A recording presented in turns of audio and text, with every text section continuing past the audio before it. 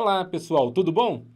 Vou me apresentar primeiro. Sou o professor Wilson Cortez, trabalho há 22 anos na área tributária, né? Sou fiscal da Receita aqui do estado de São Paulo há 22 anos e também leciono legislação tributária, né, através da minha formação há muitos e muitos anos. Já tem aí quase 20 anos lecionando a disciplina, inclusive sobre o imposto de renda. E hoje nós vamos falar sobre o imposto de renda, uma importante informação que alguns colegas têm, a princípio, me consultado e às vezes a gente quer dar uma ajuda, talvez seja melhor para passar essa ajuda para muitas pessoas, fazer isso que eu vou fazer agora, que é gravar um vídeo, tá bom?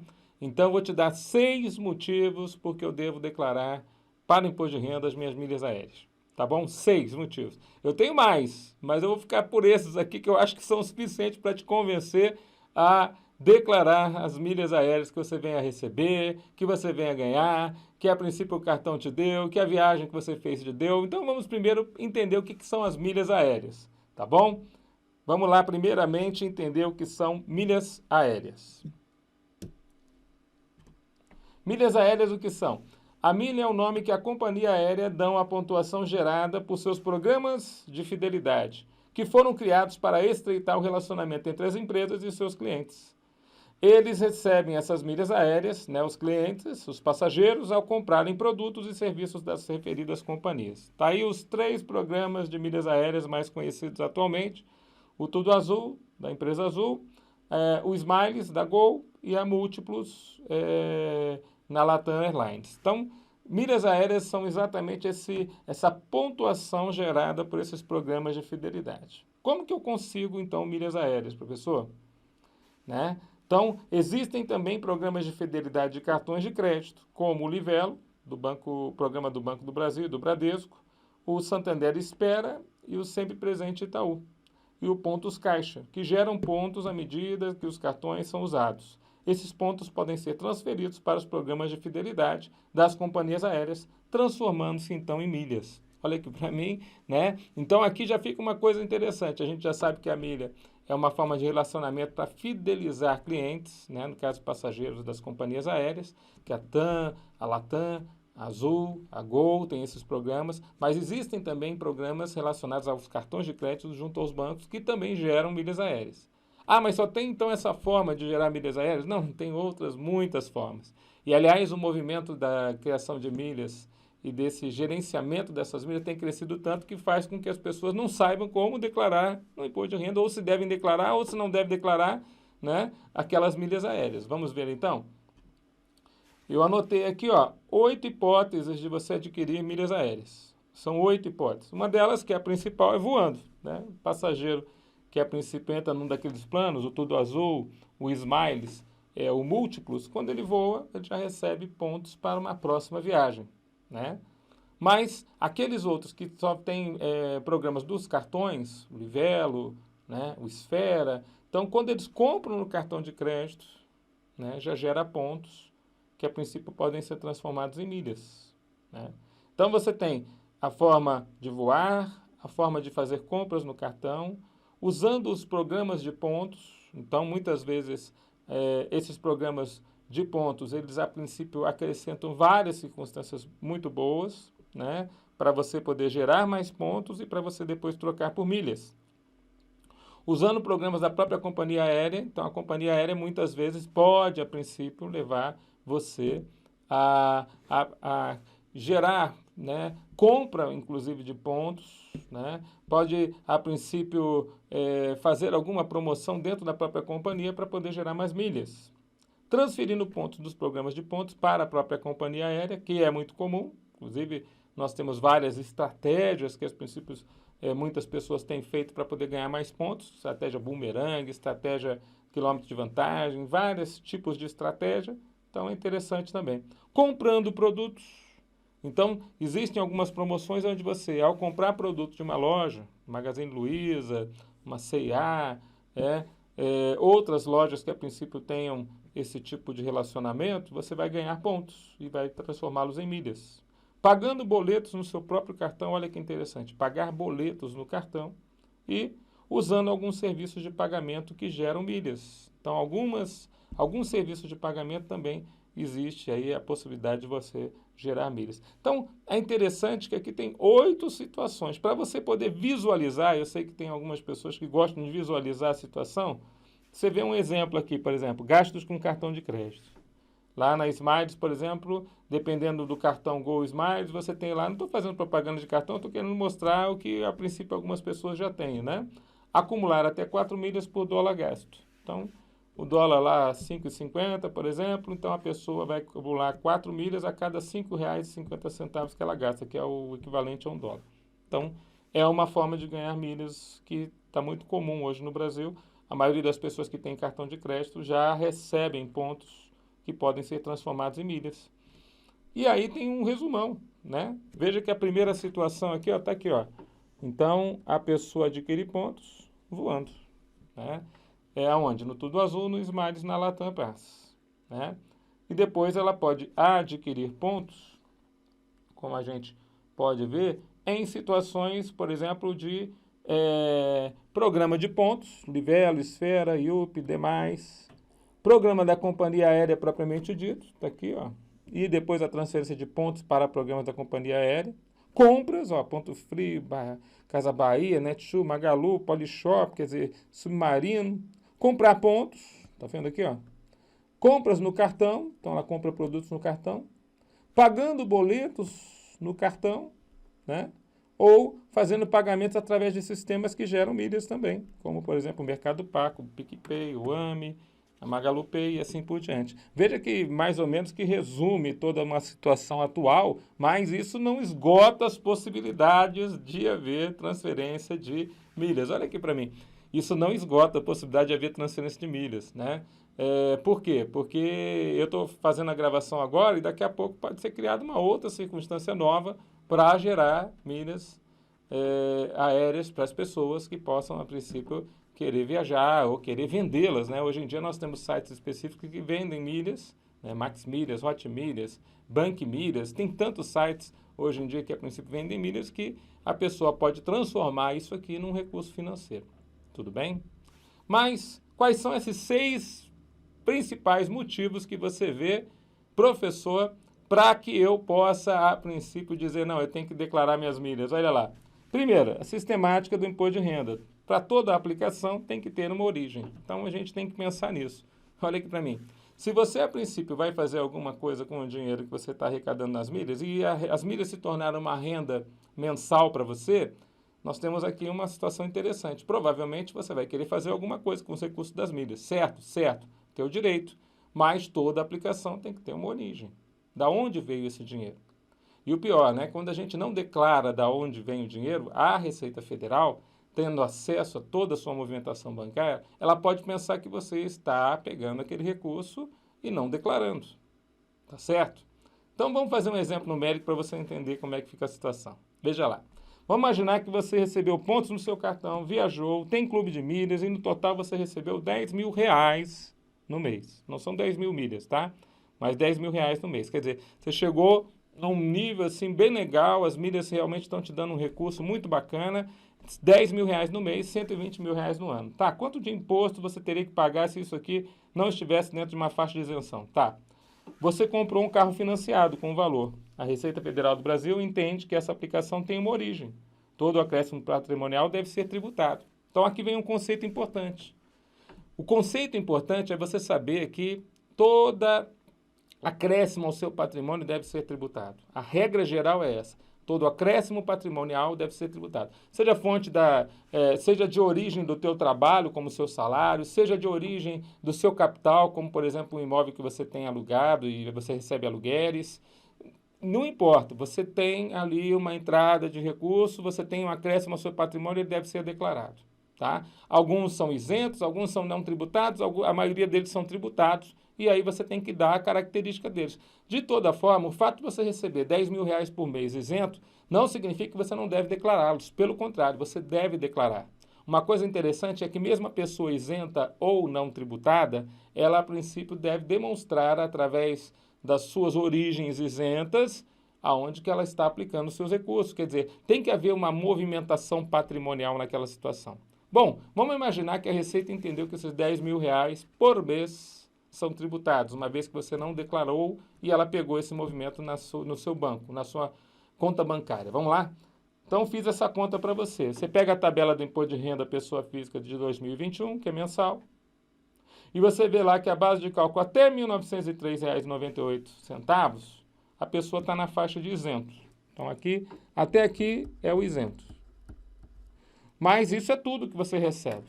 Então, vamos imaginar que a pessoa recebeu R$ 10.000. Recebeu R$ 10.000, ela está nessa faixa aqui, ó. R$ 10.000 de, por exemplo, rendimentos que a princípio seriam tributados, já que não foram informados para a Receita. Então, R$ 10.000. Como é que eu uso essa tabela, professor? É só pegar os 10.000, multiplicar pela alíquota. Então, acima de 4.664,68, que no caso aqui eu dei o exemplo dos 10.000, multiplico pela alíquota de 27,5% e tiro a parcela a deduzir diretamente. Então, por mês, isso aqui daria R$ 1.880,64. Veja, então dos 10.000, você já não tem mais os 10.000. R$ 1.880,64 já teriam que ter sido pagos de imposto de renda. Ao final do ano, você estaria devendo para a Receita Federal do Brasil 12 vezes os R$ 1.880,64, ou seja, R$ 22.567,68. Então, na realidade, o colega às vezes fica pensando assim, eu não vou declarar, vou comprar o carro e a Receita Federal não vai pegar.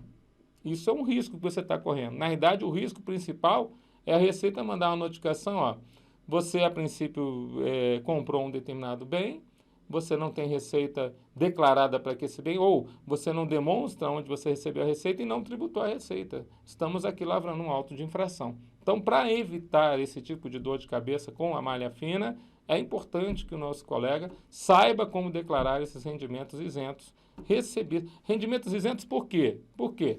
Aí já vem para o segundo item. Muita gente acha que porque, a princípio, existe uma faixa de isenção no ganho de capital e isso vai ser, a princípio, aplicado aos bens de pequeno valor, então a milha, para ele, é um bem de pequeno valor, está isento. Então, ele está dispensado de apresentar isso na declaração de imposto de renda. Uma coisa é uma coisa, outra coisa é outra coisa. Uma coisa é uma coisa, outra coisa é outra coisa. Como assim? Uma coisa é você ter ou não que pagar o imposto, outra coisa é você ter que declarar os valores que você recebe. A obrigação de declarar é para todas as pessoas que recebem algum tipo de acréscimo patrimonial, salvo raríssimas exceções. E a obrigação de pagar é só para algumas situações. O que são bens de pequeno valor? Bom, a legislação não informa o que são bens de pequeno valor. Simplesmente qualquer bem que você comprar e depois vender.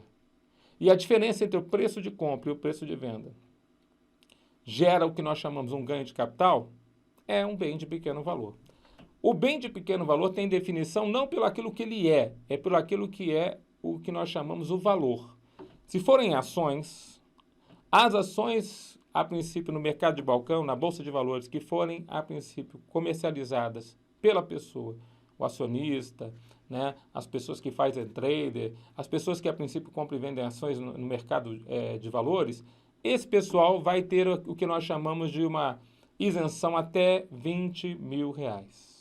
Agora, os outros bens, então, se você comprar um carro e vender o carro dentro de um determinado período, você, a princípio, ao ferir algum ganho de capital, o preço de venda for maior que o preço de compra, se for até R$ 35.000, é considerado um bem de pequeno valor. Então, um bem de pequeno valor não é aquilo que ele é, mas aquilo que ele custa. É o preço de venda dele, o preço de alienação. Se for até R$ 35.000, a Receita Federal fala, o ganho de capital aí é isento. Bom, isso é mensal. Que bom. Então, você descobriu que existe uma chance de eu poder aproveitar-me de uma faixa de isenção de até R$ 35.000 por mês. Isso é um baita de um benefício, totalmente previsto em lei. Vai na telinha lá para você ver. Então, a partir de 16/6/2005, fica isento. Então, é uma isenção que nós estamos falando. Do imposto de renda, o ganho de capital oferido na alienação de bens e direitos de pequeno valor, cujo preço unitário de alienação no mês em que esta se realizar seja igual ou inferior a R$ 20.000, no caso de venda de ações negociadas no mercado de balcão, na Bolsa de Valores, e R$ 35.000 nos demais casos. Então, na realidade, aqui, quando a gente fala R$ 35.000 dos demais casos, aqui nós estamos falando das milhas aéreas também. Poderia ser um veículo automotor? Poderia. Poderia ser outro bem ou pertence? Poderia também. Então, R$ 35.000 é a isenção sobre o ganho de capital na venda de milhas aéreas mensalmente. O que significa isso, professor?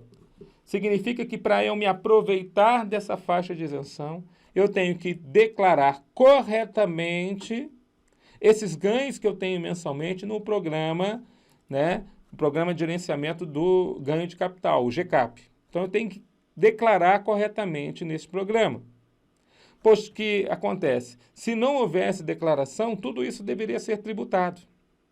Então, por exemplo, R$ 35.000 vezes 12, no máximo R$ 420.000 no ano, eu tenho como rendimento isento. Ou seja, esse valor pode entrar na minha conta se for corretamente declarado e eu não preciso pagar imposto de renda por previsão legal. Olha quanto que eu teria que pagar de imposto de renda se a princípio eu não declarar de forma correta e já estivesse nesse valor. 35.000, lembra a formulinha? Vezes 27,5% menos a faixa, né, a dedução do valor a pagar. R$ 8.755,64 por mês. De imposto daria no final do ano R$ 105.067,68. Então, fica claro aqui que existe realmente uma faixa de isenção, mas que tem que ser declarada corretamente pelo colega. Para quê? Para que ele possa se aproveitar, né? Ele possa se aproveitar dessa faixa de isenção. E muitas pessoas não conseguem se aproveitar corretamente dessa faixa de isenção justamente porque não conhecem como fazer. Então, não conhecem o programa GCAP, não sabem que isso deve ser preenchido mensalmente, não sabem que para você preencher as milhas, você tem que declarar qual que é o CPF daquele que a princípio adquiriu suas milhas, porque o ganho de capital na venda de bens de pequeno valor, você declara para quem você vendeu. Não sabe que precisa fazer isso mensalmente para se aproveitar mensalmente dessa faixa de isenção. Então, é claro, veja, que você tem direito, tendo direito a essa isenção, mas para ter direito à isenção, você tem que cumprir as obrigações acessórias. E o que é uma obrigação acessória? Fazer a declaração correta do imposto de renda. É uma obrigação acessória. O fato de você não declarar corretamente o imposto de renda, você pode perder esse direito à isenção. Tudo bem? Sem contar que quando o pessoal da Receita Federal te chama lá para você poder apresentar toda essa documentação, muitas vezes você não tem mais os dados do ano passado, porque assim, né, nós declaramos em 2021 toda a nossa receita, né, todo o nosso acréscimo patrimonial de 2020, né, o ano da declaração e o ano efetivo do exercício. Então, quer dizer, você tem que, a princípio, já guardar toda a documentação durante um ano para apresentar à Receita Federal se for necessário no ano seguinte. Então, o segundo motivo que eu quero dizer para você, e é um motivo forte, hein, para você declarar corretamente as suas milhas, é você não ter que pagar no final do ano R$ 105.000 de imposto à toa. Queridos, existe uma máxima que eu quero dizer para você, que é conhecida assim, ó, todos têm que pagar os seus tributos, né? É uma obrigação universal pagar os tributos à União, ao Estado, ao município. Mas também é um direito universal, um direito de qualquer pessoa de economizar tributos. Ou seja, se você, a princípio, não precisa pagá-los, porque de alguma forma a lei te prepara uma isenção, é o seu direito aproveitar-se da isenção. Tudo bem? Fica claro isso aí? Vamos para outra situação. Então, observe que o aumento patrimonial isento, se não for declarado corretamente, passa a ser tributado. Terceira situação, caracterizar-se a omissão de receita. O que é a omissão de receita? É uma situação onde o fiscal vai fazer o que nós chamamos de arbitramento. Ele vai chegar e vai falar assim, ó, já que você não declarou corretamente, eu arbitro, e você vai ter que fazer prova em contrário, até às vezes entrando num processo administrativo tributário ou até mesmo no processo judicial para comprovar a sua tese de que você está correto. Olha só, o artigo 42 da lei do nosso imposto de renda, a lei 9.430/96, fala o seguinte, ó, caracterizam-se também uma omissão de receita ou de rendimento, valor creditado numa conta de depósito ou de investimento mantida junto à instituição financeira, em relação aos quais o titular, a pessoa física ou jurídica regularmente intimado, não comprove, olha só, não comprove, mediante uma documentação hábil e confiável, idônea, a origem dos recursos utilizados nessas operações. O valor, então, dessas receitas ou rendimentos omitidos será considerado auferido ou recebido no mês do crédito efetuado pela instituição financeira. Ou seja, você não declara, mas você tem a tua movimentação financeira lá. O banco informa o quanto você recebeu de pontos, de ganhos, né? Os programas de milhas, você recebe algum valor dos programas, dos sites onde a princípio você vende as suas milhas. Então tudo isso está dentro da sua movimentação financeira. Mas você deixa de informar para nós, da Receita Federal do Brasil, omissão de receita.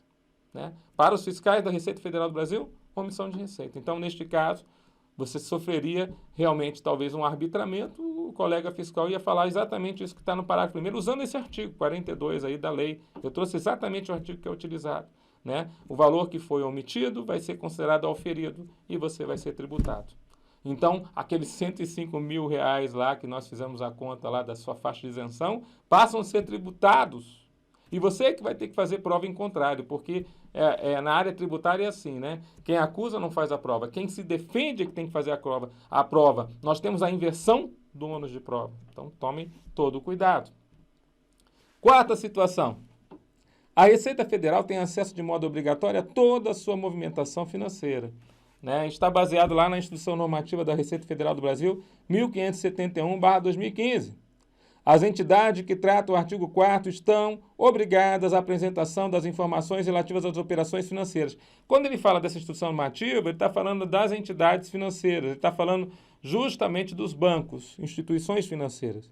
Então, os bancos estão obrigados a apresentar informações relativas às seguintes operações financeiras, né? Mencionadas nos incisos 1, poupança, 2, conta corrente, regime de crédito e débito, 8 a 11, que são referentes à moeda estrangeira. Então, tudo relacionado à sua movimentação financeira, os bancos têm que informar a Receita Federal do Brasil.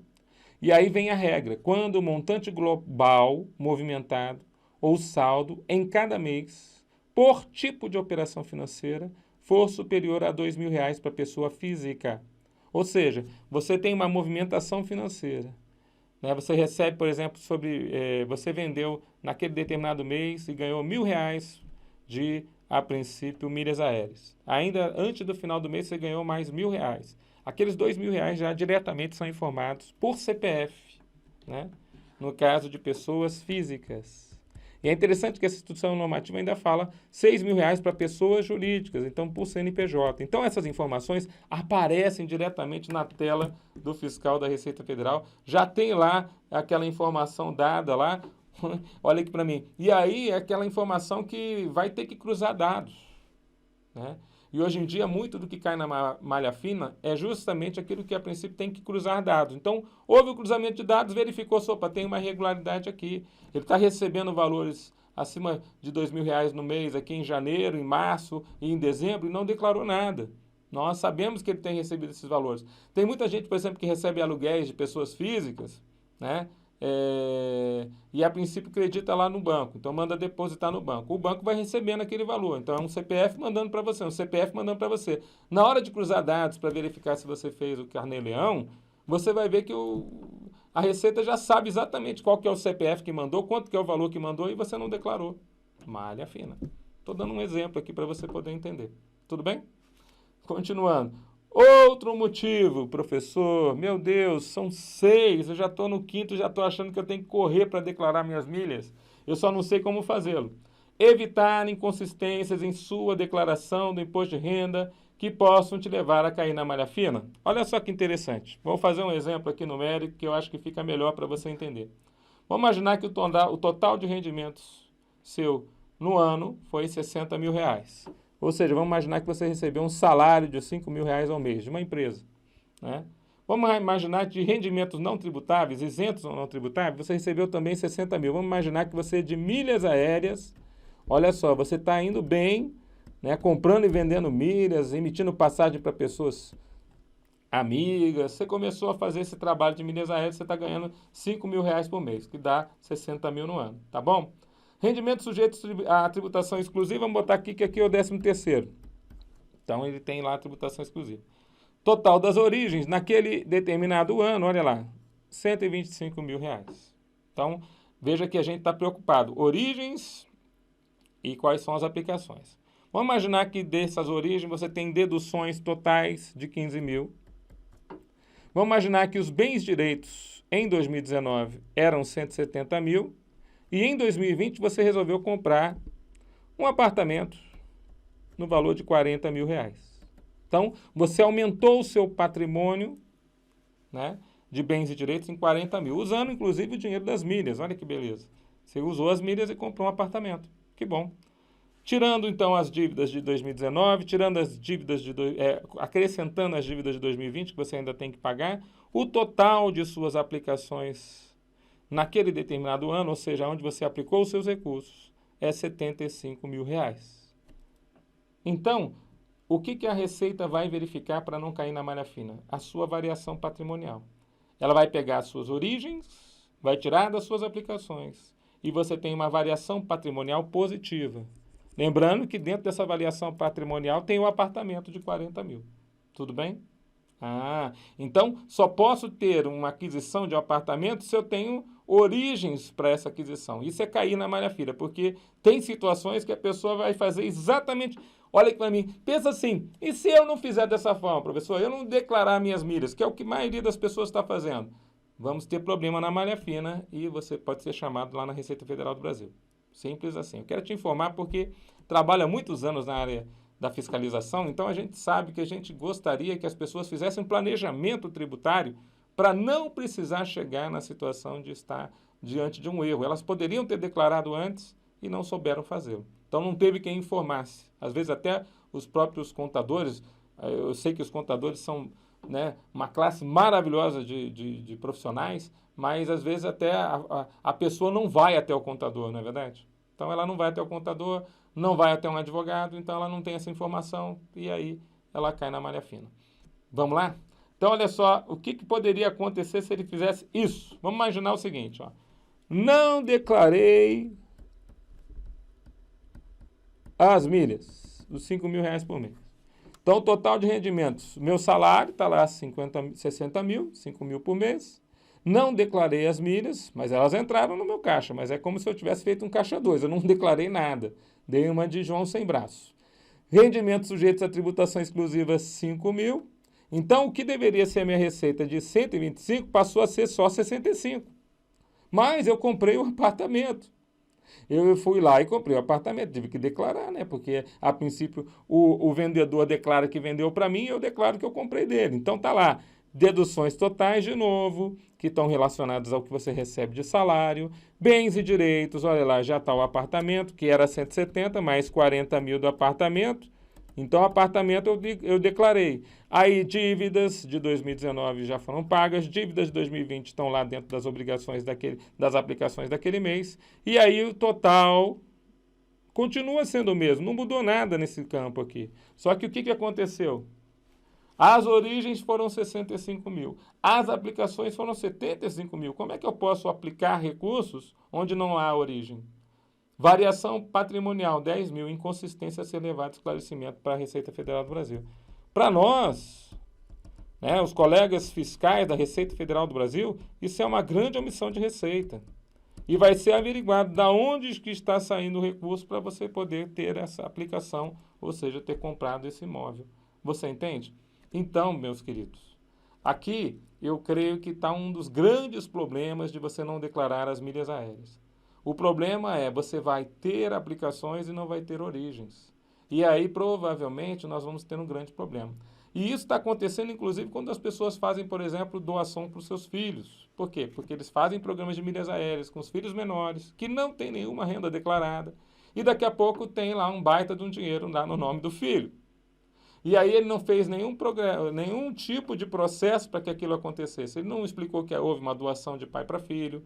Ele, a princípio, fez a declaração do filho como dependente, mas não explicou que as milhas estavam na conta dele, ou seja, ele tem aqueles bens e direitos isentos, não se aproveitou da faixa de isenção no nome dos filhos. Aí daqui a pouco tem aquele baita daquele problema de dizer, ué, mas como que você comprou um carro no nome do seu filho? Como que você comprou um apartamento no nome do seu filho? Da onde veio essa receita?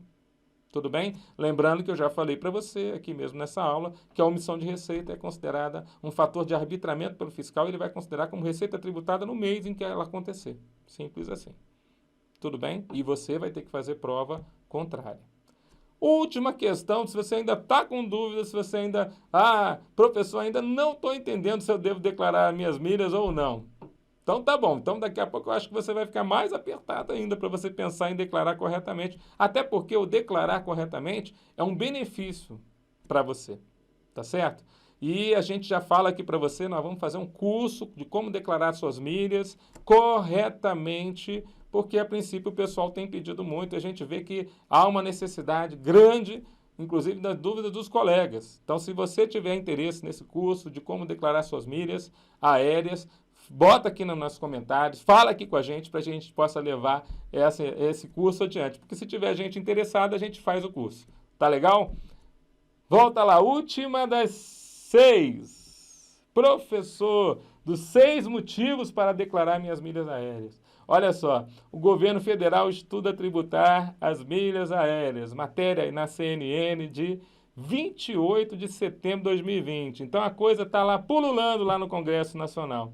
Então, a proposta de criação de um novo imposto, e esse novo imposto, que seria uma nova CPMF, movimentação financeira, taxaria, na realidade, cobraria programas de pontos e de milhas. Então, existe no Congresso Nacional uma proposta para a criação de um tributo sobre pontos e milhas. A proposta de criação de imposto sobre transações financeiras inclui a taxação da cessão de bens e serviços obtidos por programas de recompensas promovidos por diversas empresas, entre elas as companhias aéreas. De acordo com o integrante da equipe que acompanha a formulação do projeto, o governo quer taxar todas as transações que envolvam valores, mesmo aquelas que não envolvam pagamento em dinheiro, como os programas de milhagem. Gente, então o governo já está de olhos abertos e atentos para esse tipo de tributação e eles já estão querendo criar um tributo novo sobre essa situação. Se isso acontecer, fica muito mais claro, né, que você vai ter que ter um histórico de já estar fazendo regularmente suas declarações de imposto de renda, porque com o tributo novo vai ter que estar tudo certinho. Antes do tributo estar aí, você já está dentro da situação dos bens de pequeno valor. Então, de alguma forma, você já tem que declarar corretamente. Eu creio que com isso eu estou botando aqui um alerta, não quero ser mensageiro da agonia, nem ficar aqui tentando te aterrorizar, não é a minha intenção, na verdade, como eu falei para vocês, eu trabalho há 22 anos na área tributária, fiscal, então a gente sabe muito bem como é que é a cabeça de um fiscal e a gente sabe o que a princípio ele entende que a pessoa poderia ter feito, né, ou deveria ter feito e não o fez. Mas muitas vezes o contribuinte não sabe o que tinha que ter feito. Então estou aqui eu para poder te ajudar aí nessa situação. Se você gostou, dá um like aqui, né? Se você chegou até o final, dá um like aqui. Mas o mais legal é bota um comentário aqui embaixo do vídeo para a gente poder saber. E se você tiver alguma dúvida, entre em contato também. E se você quiser o curso de como declarar suas milhas, né? Já para agora, já pode mandar aqui para nós também, que a gente vai ter o maior prazer de poder ajudar vocês. Com isso, fiquem com Deus e até a próxima.